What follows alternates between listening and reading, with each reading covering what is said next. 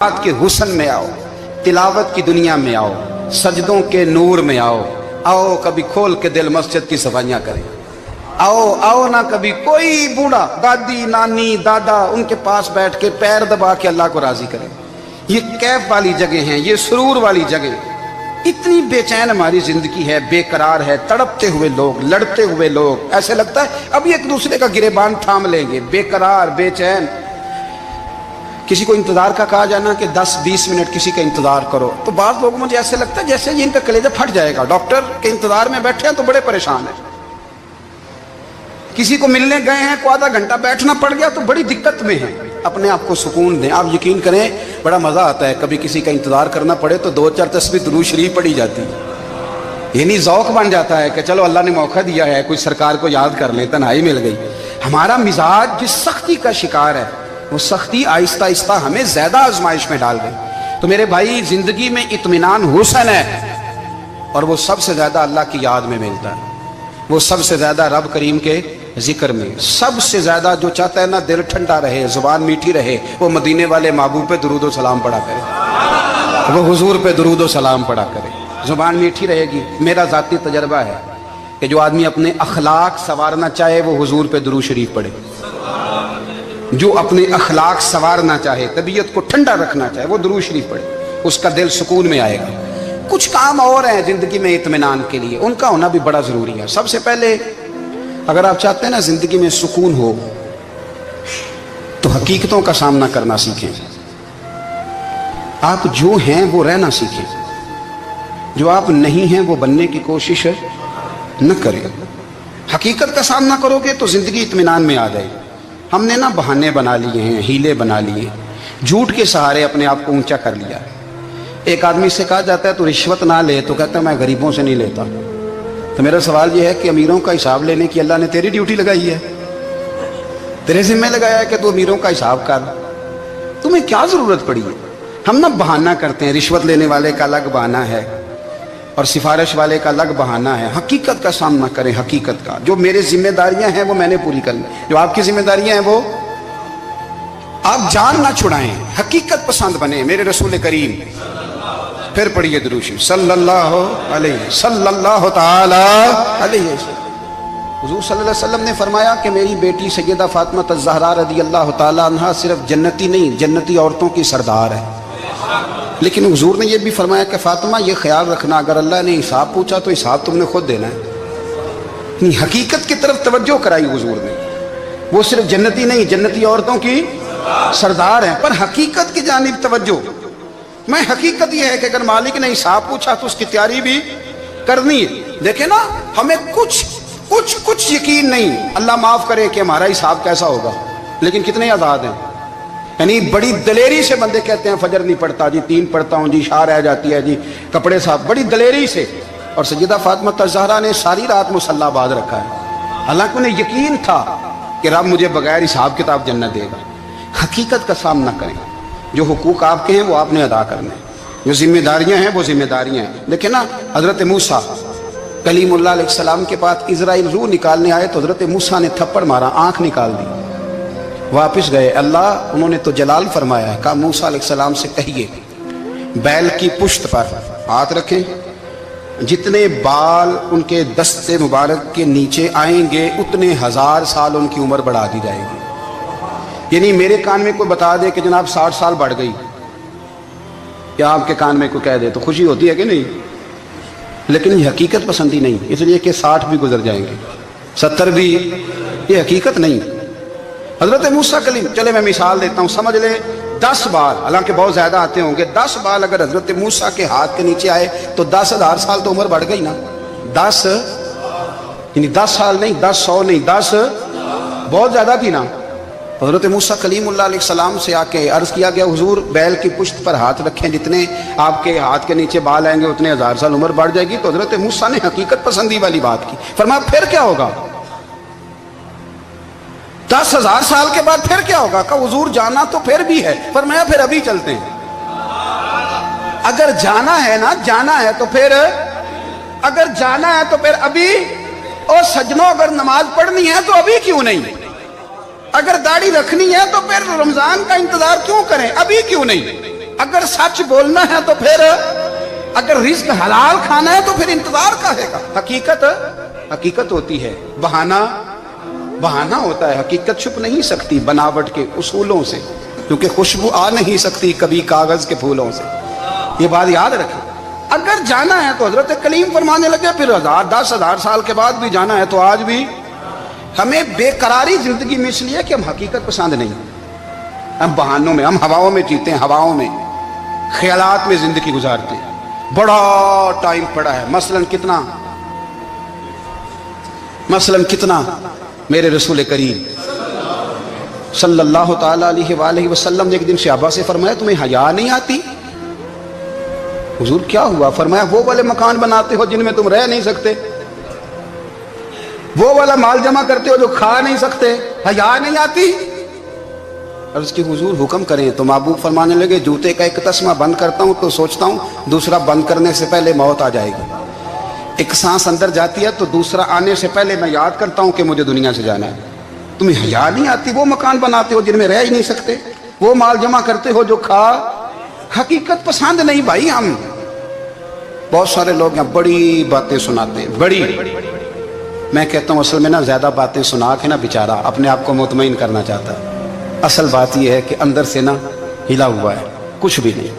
بڑا زیادہ ہنستا ہے اور مجھے لگتا ہے کہ کوئی گہرا زخم چھپا رہا ہے. اس لیے ملمہ سازی, حقیقت پسند بنو, حقیقت پسند. یاد رکھنا من ترک صلاۃ متعمدا فقد کفر. میرے رسول نے حقیقت بیان کی, فرمایا جس نے ایک نماز بھی جان بوجھ کے چھوڑی اس نے رب کے رب ہونے کا انکار کیا, اس نے کفران نعمت کیا. یہ حقیقت ہے, کوئی کلیریفیکیشن نہیں, کوئی وضاحت نہیں. جو نماز نہیں پڑھتا, جھوٹ بولتا ہے, غلط بیانی کرتا ہے. جو شخص رزق حرام کما کے کہتا ہے کہ اس کے بغیر گزارا نہیں چلتا, وہ جھوٹ بولتا ہے. اس لیے کہ رب فرماتا ہے جب تجھے پیدا کیا ہے تو تیرا رزق میرے ذمہ ہے. اللہ فرماتا ہے کہ لا یکلف اللہ نفسا الا وسعہا, میں کسی پر وہ بوجھ نہیں ڈالتا جو اٹھا نہ سکے. نماز فرض کیا اس کا مطلب ہے ہم پڑھنے کے قابل ہیں. اس نے ہمارے ذمہ داریاں لگائی ہیں تو مطلب یہ ہے کہ ہم ذمہ داریاں ادا کرنے کے قابل ہیں, ورنہ وہ کہتا ہے میں وہ بوجھ ڈالتا ہی نہیں جو تجھ سے اٹھایا نہ جائے. اگر چاہتے ہو کہ زندگی میں اطمینان ملے تو خدا را حقیقت پسند والی زندگی گزارو. یہ فضاؤں میں زندہ رہنا, ہواؤں میں, اللہ بڑا معاف کرنے والا ہے, اللہ بڑا کریم ہے, معاف کر دے گا. تو بھئی یہ بات صحابہ کو بھی پتا تھی, یہ اہل بیت کو بھی خبر تھی, تو وہ تو ایک ایک بات کا لحاظ کرتے تھے. یہ غوث اعظم کو بھی پتا تھی, یہ ان کے والد کو بھی پتا تھی جنہوں نے کسی کا ایک سیب کھا لیا تھا تو 12 سال اس کے گھر میں نوکری کرتے رہے. انہیں نہیں پتا تھا اللہ بڑا کریم ہے, معاف کر دے گا, ایک سیب ہی ہے نا. تو حقیقت پسندی آپ کو سکون دے گی. اور اگر آپ نے اپنے آپ کو غیر مطمئن کیا ہوا ہے, بات کچھ اور ہے, اور آپ نے اپنے آپ کو ڈال کسی اور طرف لیا ہے, تو پھر آپ کو سکون مل سکتا. سکون حقیقت پسندی میں, اصل میں سکون ہوتا ہے, اداکاری میں سکون نہیں ہوتا. تیسری بات سنیں, اگر آپ چاہتے ہیں زندگی میں مطمئن رہیں تو دنیا داروں سے امیدیں توڑ دیں, اللہ اور اس کے رسول سے امید وابستہ کریں, اولیاء اللہ سے امیدیں وابستہ کریں, صحابہ اور اہل بیت سے امیدیں, اللہ اور اللہ والوں سے امیدیں, دنیا داروں سے امیدیں. آپ کو پتہ ہے دنیا دار کی تباہی کب ہوتی ہے؟ جب انہیں خوش آمدی مل جاتا ہے. چودھری کا بیڑا اس وقت غرق ہوتا ہے جب اسے چودھری کہنے والے زیادہ ہو جاتے ہیں. سیٹھ صاحب اور نواب صاحب بیچارے تباہ تب ہوتے ہیں بھولے پن میں, جب ان کے دائیں بائیں ریلا ہوتا ہے سیٹھ صاحب کہنے کا. لوگ انہیں کھانا چاہتے ہیں, پیار ان کا نہیں ہوتا, ان کی جیب کا ہوتا ہے. محبت ان سے نہیں ہوتی, ان کی کرسی سے ہوتی ہے. ضروریات کا پیار ہوتا ہے, تباہ کر دیا جاتا ہے. ہماری ساری توقعات دنیا داروں سے وابستہ ہو گئی ہیں. ناراض نہ ہونا, پیروں نے, مولویوں نے, درویشوں نے, انہوں نے بھی سیٹ رکھے ہوئے جلسوں کی صدارت کرانے کے لیے. یعنی مذہبی جلسہ ہے, اس میں بہت زبردست پڑھے لکھے صاحب تقوی عالم کا خطاب ہے, اور کی صدارت وہ بندہ کر رہا ہے جس نے عشاء کی نماز بھی نہیں پڑھی. وہ بندہ صدارت کر رہا ہے, کیوں؟ اس لیے کہ اس نے لاکھ روپیہ دیا ہے محفل میں. خدا را دنیا داروں سے امیدیں چھوڑ دیں, ورنہ آپ کمزور پڑ جائیں گے, آپ کی امیدیں ٹوٹیں گی. کتنا کمزور ہے وہ شخص جو 2-4 ہزار کے لیے کسی بندے کی چاپلوسی کرتا ہے, اس کے پیچھے بھاگتا ہے, خوش آمدیں کرتا ہے تھوڑے سے نوٹوں کے لیے. دکھ سکھ میں کام آئے گا اس کام کے لیے. میرے رسول کریم علیہ السلام نے فرمایا جس نے بندوں کو راضی کرتے کرتے رب کو ناراض کر دیا, اس کی دنیا بھی گئی اور آخرت بھی گئی. اور فرمایا جس نے بندوں کی پرواہ نہیں کی اللہ کو راضی کیا، فرمایا اگر رب راضی ہو گیا تو لوگوں کے دلوں میں بھی محبت پیدا فرما دے گا. کیا ضرورت ہے خوشامد کرنا دنیا داروں کی، سیٹوں کی، نوابوں کی، چاپلوں. اور میں آپ کو ایک بات بتاؤں، ہوتا پتہ کیا ہے، یہ جو حب جا اور حب با ہوتی ہے نا، اس سے پیٹ نہیں بھرتا. آپ کو اگر خوشامد کرنی ہے تو پھر آپ کو ساری زندگی کرنی ہے. پھر ان کو بھی پتہ ہوتا ہے کہ تعلق کس بنیاد پر ہے. اس میں کبھی بھی خلوص پیدا نہیں ہوتا. آپ بے چین رہتے ہیں، بے قرار رہتے ہیں، آپ کو تکلیف رہتی ہے ہمیشہ. کبھی بھی دنیا داروں سے امیدیں وابستہ نہ کریں. ایک بات سنیں بڑی شاندار، امام غزالی نے لکھی ہے. امام غزالی فرماتے ہیں کہ ہارون رشید نا حج کر کے واپس آیا بغداد میں، تو کونے میں حضرت بہلول دانا بیٹھے تھے. رش بہت تھا، مجمع بڑا تھا. حضرت بہلول دانا بھی سڑک کے کنارے بیٹھے تھے. تو سپاہی کہنے لگے یہاں سے اٹھ جاؤ. فرمانے لگے ہارون رشید کی زمین نہیں، زمین میرے رب کی ہے، میں کیوں اٹھوں. وہ قریب سے گزرا تو سلام لی. تو آپ نے اس کا پروٹوکول دیکھا تو فرمانے لگے ہارون رشید تجھ سے تگڑے تگڑے موٹے موٹے پروٹوکول میں نے لوگوں کے دیکھے، اور یہ جو تیرے دائیں بائیں آج تیرے نعرے لگا رہے ہیں یہ پہلے ان لوگوں کے نعرے لگایا کرتے تھے. اور تھوڑا وقت گزرنے دے، جو تیرے بعد آئے گا نا یہ سارے پھر ان کے نعرے بھی لگائیں گے. تو جھوٹ کی دنیا میں زندہ ہے، ان سے تو نے امیدیں وابستہ کی ہیں، یہ کل اس کے نعرے لگائیں گے. اس کے دل پہ بڑا اثر ہوا، گھوڑے سے اتر آیا.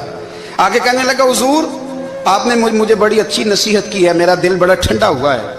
میں نے سنا ہے آپ مقروض ہیں، کچھ لوگوں کا قرض، تو مجھے کوئی حکم ہی کر دیں. آپ ہنسنے لگے، فرمانے لگے یار تو بڑا ہی بیوقوف ہے، بڑا ہی بیوقوف ہے تو. میں تجھے نصیحت کر رہا ہوں تو مجھے الجھا رہا ہے. حضور کوئی حکم کر دیں. کیا خوبصورت انداز ہے رب کریم کے بندوں کا. حضرت بہلول دانا فرمانے لگے تیرا رب کون ہے؟ کہا اللہ. تو فرمایا میرا کون ہے؟ کہا اللہ. فرمانے لگے یہ تو نہیں نہ ہو سکتا کہ اللہ ہارون رشید کو دیتا رہے اور بہلول دانا کو بھول ہی جائے. یہ تو نہیں نہ ہو سکتا کہ ہارون رشید کو دیتا رہے اور بہلول دانا کو بھول جائے. فرمایا اس کا دل، اس کا ارادہ ہوا، ارادہ قدرت ہوا کہ بہلول مقروض رہنا چاہیے. تو اگر رب مجھے رکھنا چاہتا ہے، دکھ قبول محمد بخشا راضی رہن پیارے، اگر وہ چاہتا ہے میں مقروض رہوں تو میں بھی چاہتا ہوں کہ میں مقروض ہی رہوں. یہ تو نہیں نہ ہو سکتا کہ تجھے دے اور مجھے نہ دے. فرمایا میری تجھ سے کوئی امید نہیں، مجھے جب بھی دے گا میرا رب بھی دے گا، اور وہ دے گا تو پھر انشاءاللہ خزانے کھول کے دے گا. دنیا داروں سے امیدیں وابستہ کرنا، لوگوں کے پیچھے، یہ چھوڑ دیں. آپ بے چین رہیں گے، بے قرار رہیں گے. اللہ والوں سے ضرور امیدیں وابستہ کریں، اس لیے کہ ان کے پاس جو کچھ ہوتا ہے وہ دراصل رب کا ہی ہوتا ہے. لیکن سیٹھوں سے، نوابوں سے، سیاستدانوں سے باز آ جائیں. ہماری بڑی امیدیں وابستہ ہیں. میں اکثر کہتا ہوں جتنے پھیرے نوکری کے لیے دنیا دار کے دروازے پہ لگائے ہیں نا، اس سے کم دفعہ مسجد میں نفل پڑے ہوتے تو رب اتنی بڑی مہربانی فرما دیتا.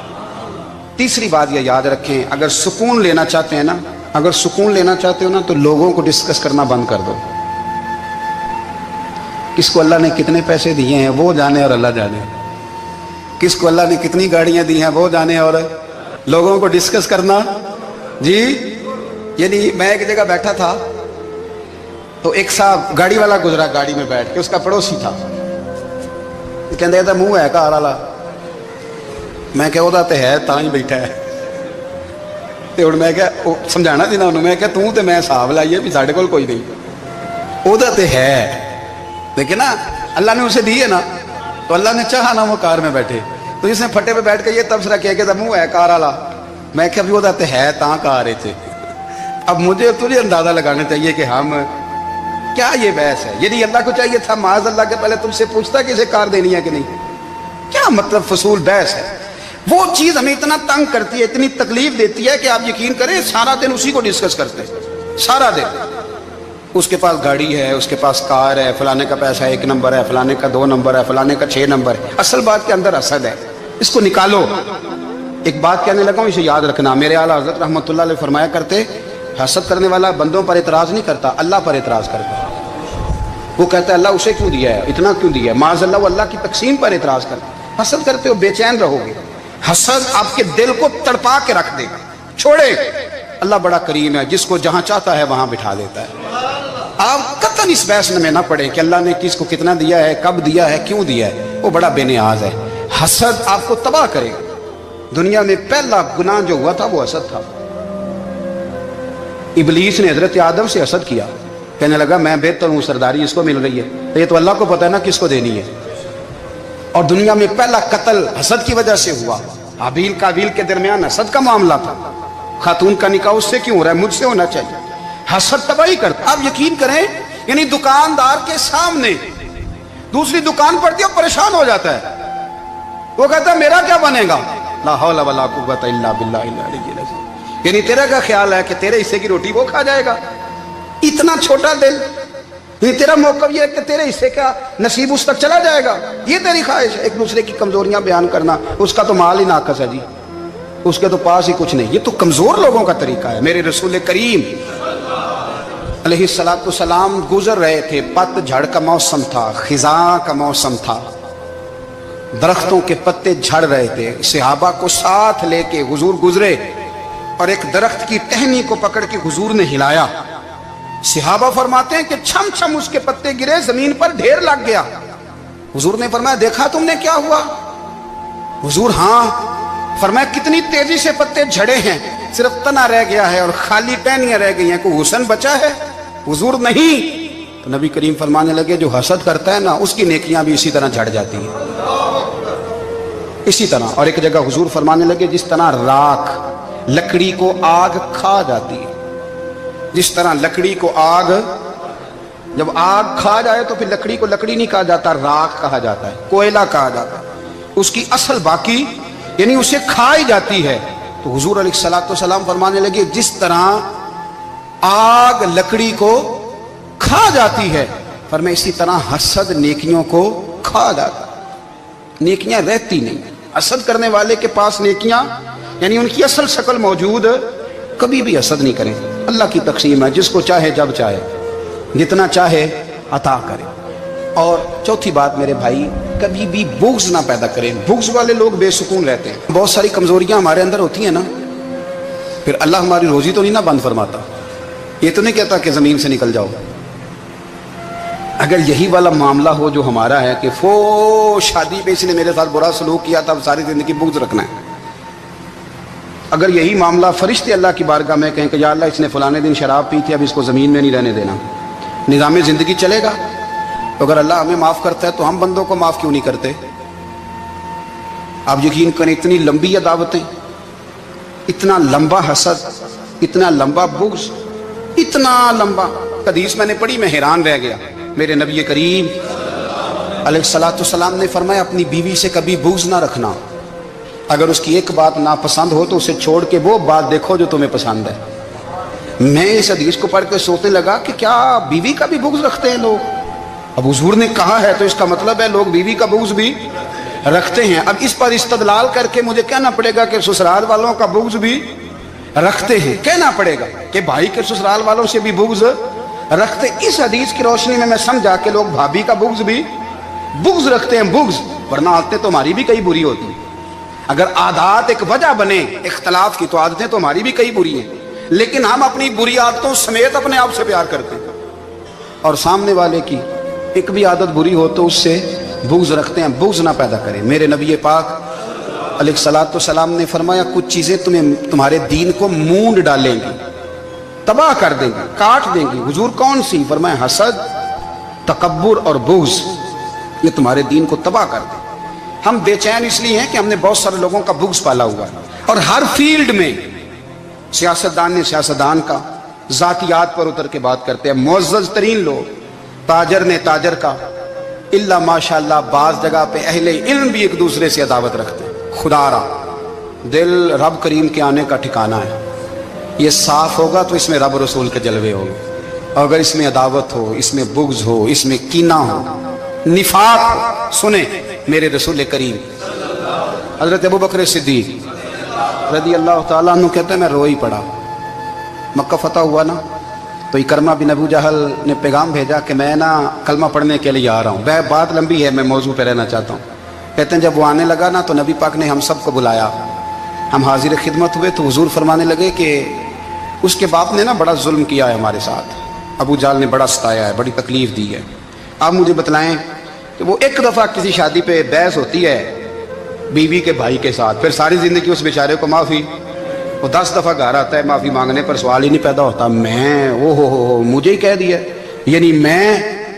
یعنی پھر میں مجھے ہی کہہ دیا آپ نے اور میری شان میں بے ادبی اور پھر میں معاف کر دوں توبہ توبہ توبہ یہ کیسے ہو سکتا ہے میری ناک نیچی ہو جائے گی اور آپ نے مجھے کہہ دیا سوال ہی نہیں پیدا ہوتا اور یہ رونا میں اکثر ہوتا ہوں کہ شادی والے دن داماد صاحب کا زیادہ دماغ خراب ہوتا ہے جب چھوٹی سالی کی شادی ہوتی ہے نا اس دن اس کو بخار چڑھتا ہے کوئی اس کو کان میں کہتا ہے تیری عزت نہیں کر دے اس دن اس کا دماغ خراب ہو جاتا ہے بچے اٹھا کے نکل آتا ہے وہ بیچارہ سسر منتیں کر رہا ہوتا ہے کہ تیری مہربانی آ جا یہ عزت کرا رہا ہے تو میں نے کہا احتجاج کر کے جو عزت کرائی جاتی ہے وہ عزت نہیں ہوتی ہاں یہاں مانگ کے عزت لیتے ہیں لوگ یا احتجاج کی کوئی عزت ہے آپ کے اندر کمالات اتنے ہوں کہ آپ کی عزت کرنے کو دل چاہے یعنی مزہ آئے یعنی لطف آئے یعنی آپ دور بیٹھے ہوں تو کسی کا دل کرے آپ کو اسٹیج پہ بلانے کے لیے یہ کیا بات ہوئی کہ چھائے جانا اور بھاگ کے آگے جانا ان سے نکلیں اکرمہ بن ابو جہل کلمہ پڑھنے کے ارادے سے آ رہے ہیں حضور علیہ السلام نے صحابہ کو بلایا کتنی زیادہ دعوت رکھی جا سکتی تھی معاذ اللہ